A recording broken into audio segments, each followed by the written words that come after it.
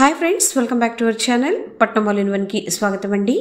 గత 2 వీడియోల నుండి మనము 10th class new text book స్పర్శలోని పద్య భాగులోని సాఖి గురించి మనం మాట్లాడుకుంటూ వస్తున్నాం కదా.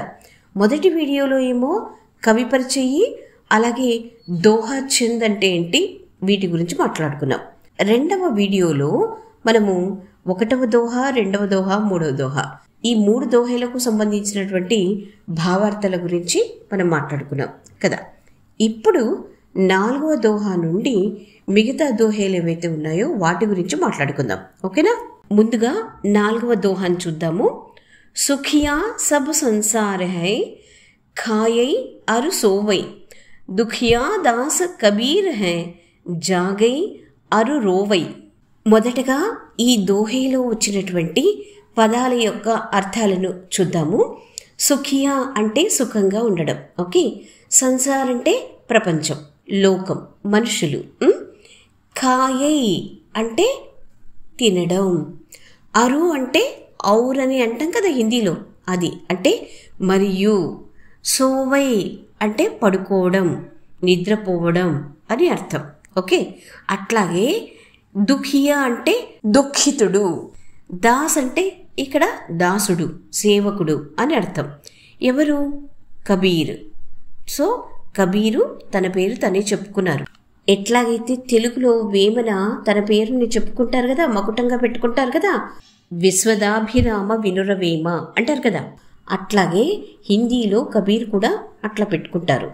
సో కబీరే కాదు, రహీము, తర్వాత తులసీదాసు, వీళ్ళు కూడా ఆ కోవకు చెందినటువంటి వాళ్ళే. కాకపోతే కబీర్కి వేమనకి చాలా చాలా దగ్గర పోలికలు ఉన్నాయి.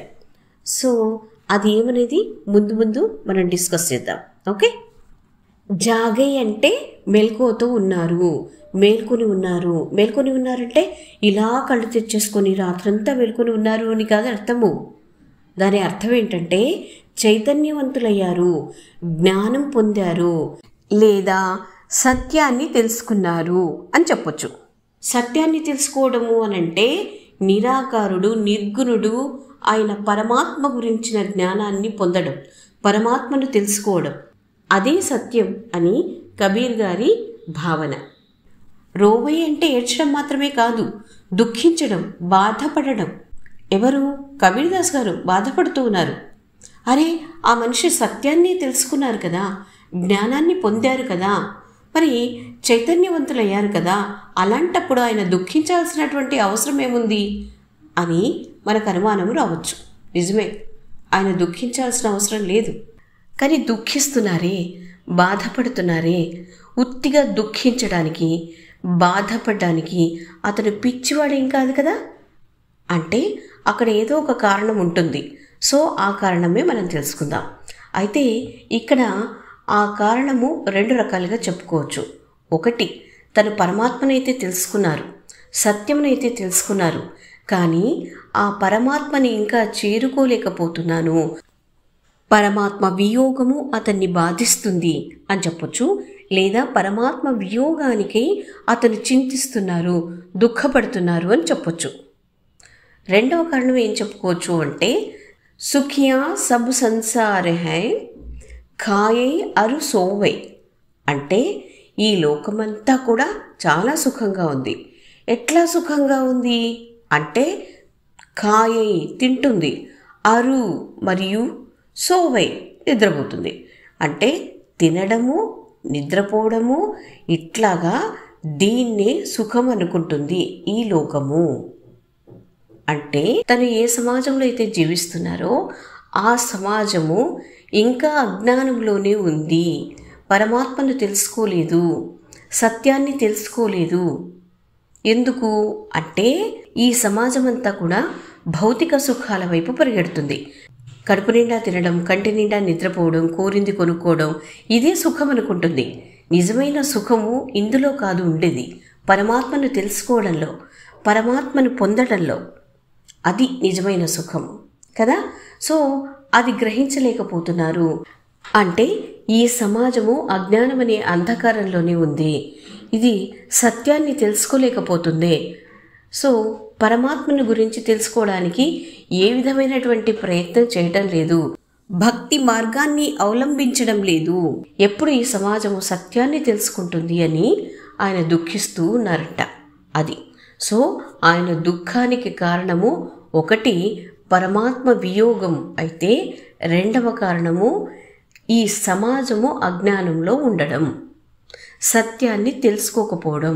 సో ఈ 2 రకాల అర్థాలను మనం తీసుకోవచ్చు. ఈ దోహా సాఖీలోని బిరహకౌ అంగ్ అనే 3వ భాగం నుండి తీసుకొనబడింది. ఈ దోహేలో వృత్యానుప్రాసాలంకారము, అలాగే చేకానుప్రాసాలంకారము, అంత్యానుప్రాసాలంకారము 3 ఉన్నాయి. ఒకటి మనం గుర్తుపెట్టుకోవాలి, అన్ని దోహేల్లో దాదాపుగా మనకు అంత్యానుప్రాసాలంకారం అయితే ఉంటుంది.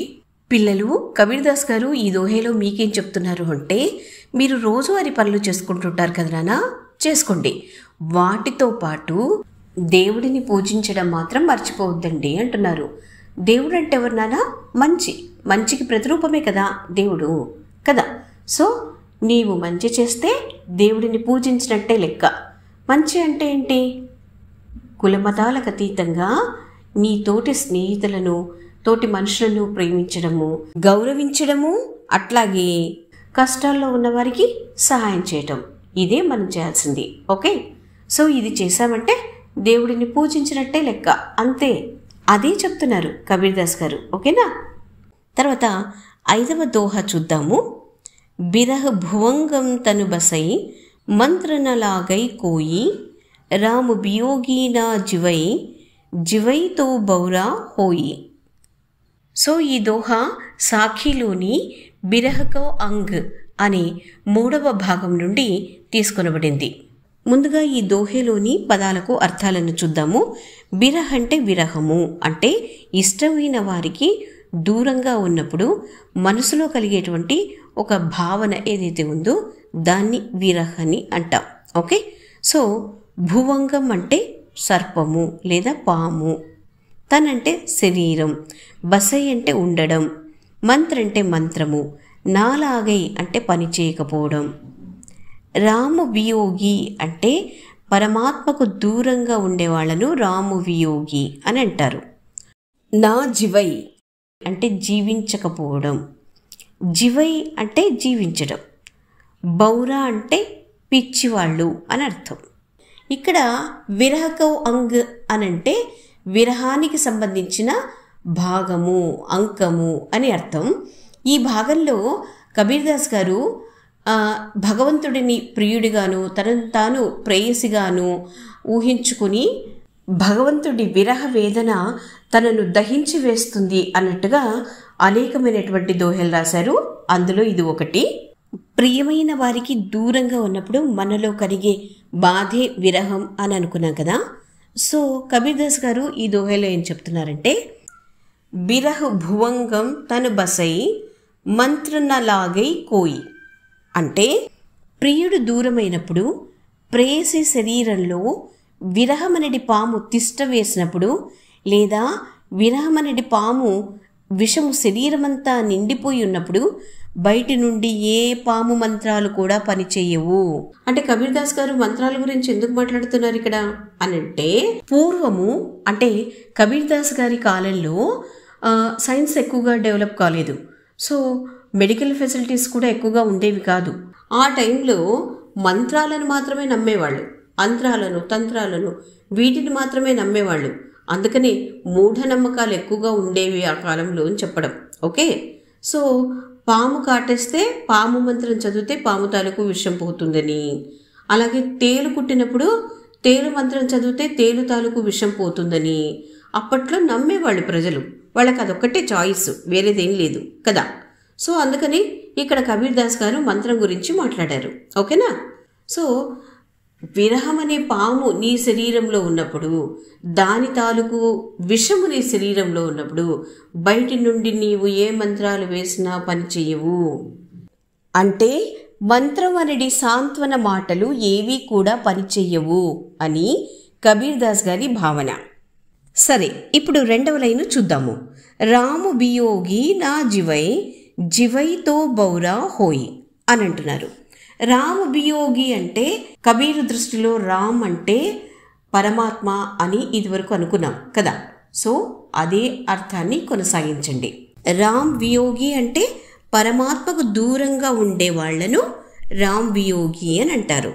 సో పరమాత్మకు ఎవరైతే దూరంగా ఉంటారో అలాంటి వాళ్ళు జీవించలేరు. నా జీవై అంటున్నారు అంటే జీవించలేరు, బ్రతుకలేరు అని అర్థం. జీవైతో బౌరా హోయ్ అని అంటున్నారు. జీవైతో అంటే ఒకవేళ జీవించినట్లయితే, బౌరా హోయ్ పిచ్చి వాళ్ళు అవుతారు. అంటే ఒకవేళ బ్రతికినట్లయితే అంటే పరమాత్ముడికి దూరంగా పరమాత్ముడి వియోగంతో బ్రతికినట్లయితే అలాంటి వాళ్ళు పిచ్చివాళ్ళు అవుతారు అని అంటున్నారు కబీర్దాసు. ఎట్లాగైతే ప్రియుడికి దూరమైనటువంటి ప్రేయసి బ్రతుకలేదు, అట్లాగే భగవంతుడికి దూరమైనటువంటి భక్తుడు కూడా బ్రతుకలేడు. ఒకవేళ బ్రతికినా పిచ్చివాడవుతాడు అని ఈ దోహా యొక్క సారాంశం. విరహ్ అని ఈ భాగంలో కబీర్దాస్ గారు విరహాన్ని రకరకాలుగా వర్ణించడం జరిగింది. అంటే ఒకచోట మంటలుగా చిత్రీకరించారు, మరొక చోట పాముగా చిత్రీకరించారు. ఇలా విరహాన్ని అనేక రకాల ఉపమానాలతో పోల్చడం జరిగింది. ఓకే, ఈ దోహేలో రూపకలంకారము అలాగే ఛేకానుప్రాసాలంకారం కూడా ఉంది. నెక్స్ట్ దోహా చూద్దాము. నిందక నేడా రాఖియే ఆంగణి కుటీ బంధాయి బిన్ సాబణ పాణి బినా నిర్మల్ కరయ సుభాయి. ముందుగా ఈ దోహాలో వచ్చినటువంటి పదాలకు అర్థాలను చూద్దాము. నిందకంటే విమర్శించేవాళ్ళు, నేడా అంటే దగ్గరగా, రాఖీ అంటే పెట్టుకోండి, ఆంగణి అంటే ప్రాంగణము అంటే ఇంటి ప్రాంగణము, కుటిబంధాయి అంటే కుటీరాన్ని నిర్మించి. నెక్స్ట్ బిన్న సాబణ్ అంటే సాబణ్ అంటే సబ్బు, బిన్న సాబణ్ అంటే సబ్బు లేకుండగా అని అర్థం. పాణి బినా అంటే పాణి అంటే నీళ్లు, బినా అంటే లేకుండగా, నీళ్లు లేకుండగా అని అర్థం. నిర్మల్ కరై శుభ్రం చేస్తారు, సుభాయ్ స్వభావము. ఈ దోహా కబీర్దాస్ గారి సాఖీలోని నింద్యాకో అంగ్ అనే 54వ భాగం నుండి తీసుకొనబడింది. కబీర్దాస్ గారు ఈ దోహేలో ఏం చెప్తున్నారంటే, మనల్ని విమర్శించే వాళ్లను మనకు చాలా దగ్గరగా పెట్టుకోవాలి. ఎంత దగ్గరగా పెట్టుకోవాలి వీళ్ళని అనంటే, మన ఇంటి ప్రాంగణంలోనే వీళ్లకు కూడా ఒక ఇంటిని నిర్మించి అక్కడే పెట్టాలి. అంటే అంత దగ్గరగా వీళ్లను పెట్టుకోవాలి అని అంటున్నారు.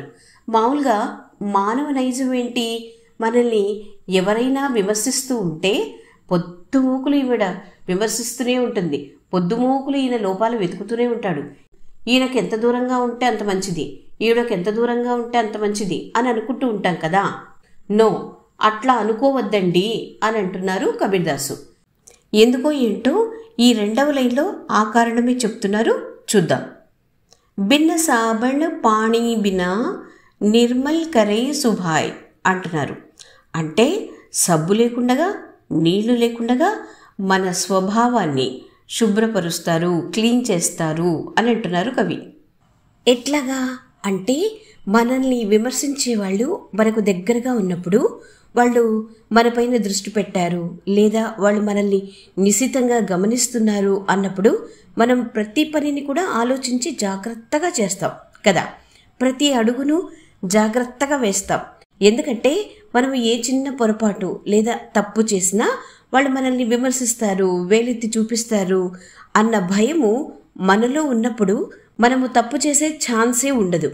ఆ విధంగా సబ్బుతో నీళ్లతో పని లేకుండా విమర్శకులు మనల్ని అనుక్షణం కరెక్ట్ చేస్తూ ఉంటారు కదా.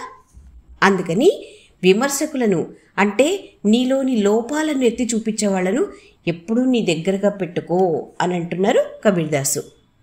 ఈ దోహేలో విభావన అలంకారంతో పాటు ఛేకానుప్రాస అలంకార అలాగే వృత్యానుప్రాస అలంకారం కూడా ఉంది.